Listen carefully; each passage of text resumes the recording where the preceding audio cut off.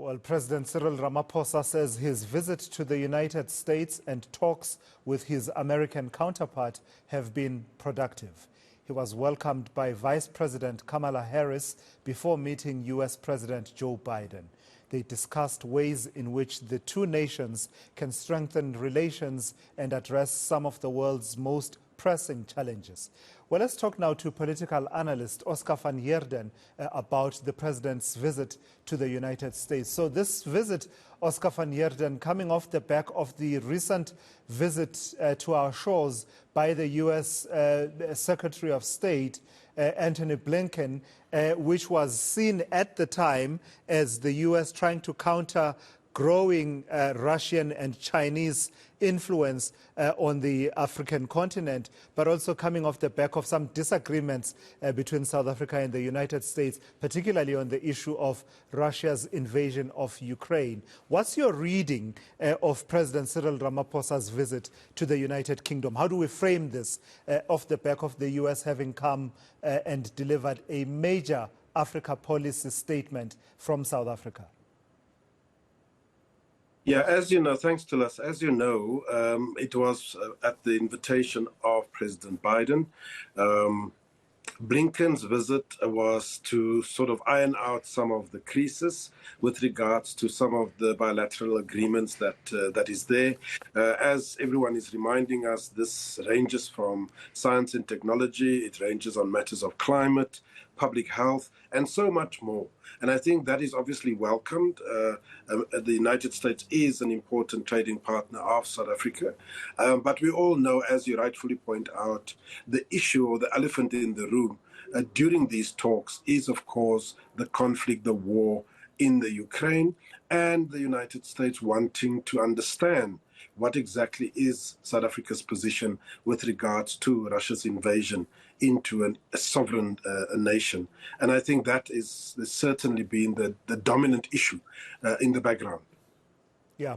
And South Africa has been, and this is not new, Oscar van Heerden, a champion of multilateralism amid, Pretoria's reading that multilateralism is under attack, or perhaps a number of countries have been shunning multilateralism, and Pretoria urging everyone to return to that. It's been a theme, as far as I can remember, as far back as 2017 or thereabouts, when the UN General Assembly marked, Nelson and remembered Nelson Mandela. And we are headed for UN General Assembly once again. To what extent do you believe that message is filtering through our insistence on multilateralism as well as dialogue being the solution, filtering through and being taken on board by the U.S., even as it ups the ante against Russia, for instance, such as the introduction and passing in Congress of that bill that was meant to counter Russian activities in Africa? Yeah, no, you're absolutely right, Ulysses. I mean, two issues that was always the cornerstone of South African foreign policy. The one is the emphasis on human rights. The other was definitely the promotion of multilateralism. And I think that South Africa is consistent on those two issues. I think that is the reason why President Ramaphosa would have said to President Biden that we need to talk. We need to find a solution by talking.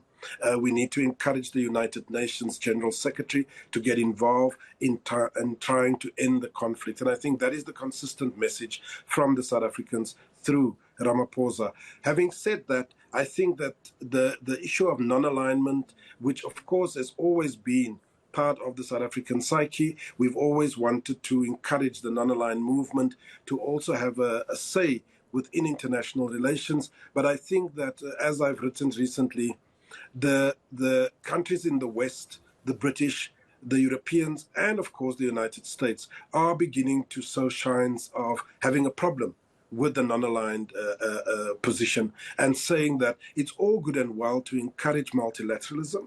And as President Biden has indicated, South Africa does come with some moral authority and a moral voice within these matters, but it is time to also put emphasis on things like an invasion in a sovereign country, the actual violations of human rights. What is it that South Africa is saying about those atrocities as it is taking place in the Ukraine? Yeah, and then there's areas of cooperation. There was a raft of those that were introduced when Antony Blinken visited South Africa.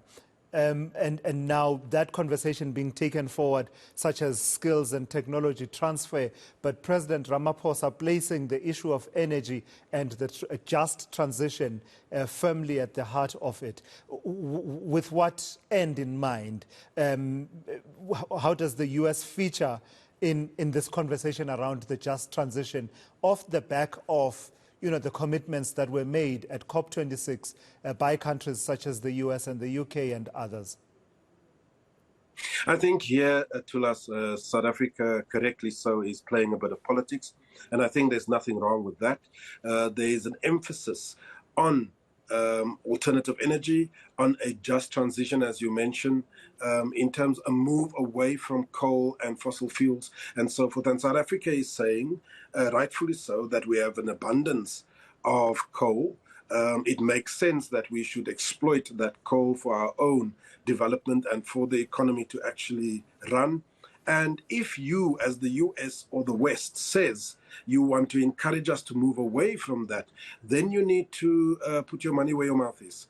You need to actually pay for South Africa to move away from coal and the likes. And I think that is where the conversation is to be had. Commitments have been made. 8.5 billion has been committed towards this energy just transition. And I think South Africa, correctly so, is squeezing every little bit out of the US and, of course, the Europeans to say, we don't have a problem moving in that direction. It's the right direction. We don't necessarily have the cash. Can you help us to get there? All right. I've got to thank you for your time and your insights here on eNCA. That's Oscar van Heerden there weighing in on President Cyril Ramaphosa's visit to the United States and meeting with President Joe Biden. More news still to come for you.